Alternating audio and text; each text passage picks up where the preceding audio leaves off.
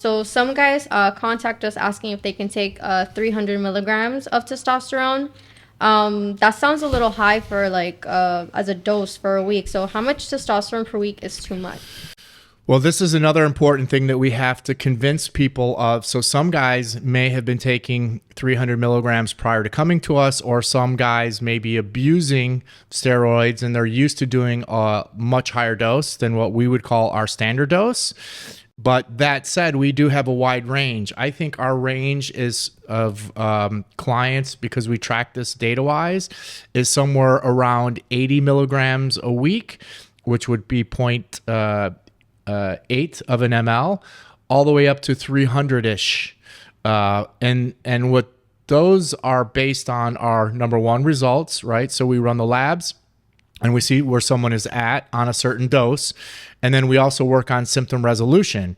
And as you know, we can have guys that are the exact same size, they're the exact same weight, exact same height, and two guys who are similar from a build perspective are going to be much different from a hormonal perspective. And so we have people that don't metabolize testosterone as well as others. And in those cases, obviously they're going to be on a higher dose.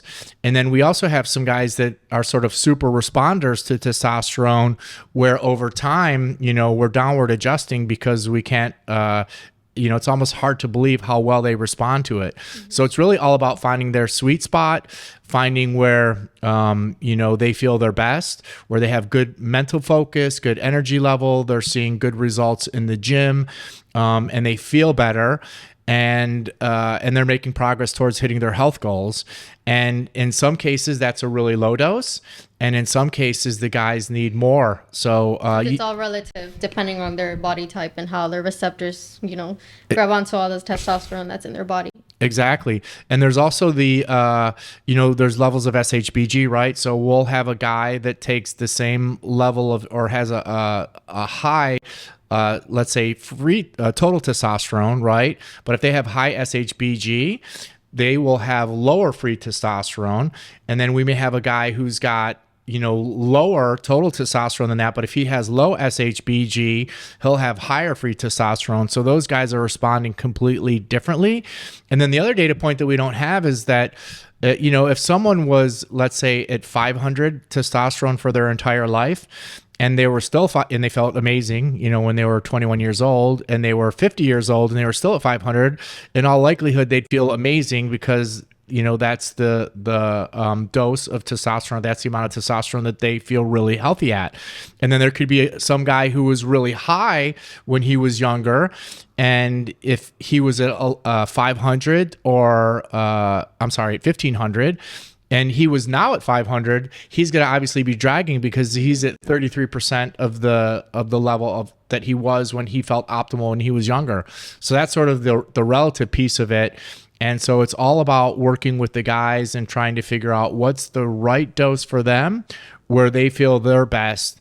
And in some cases, we're going to have a little bit of a higher dose.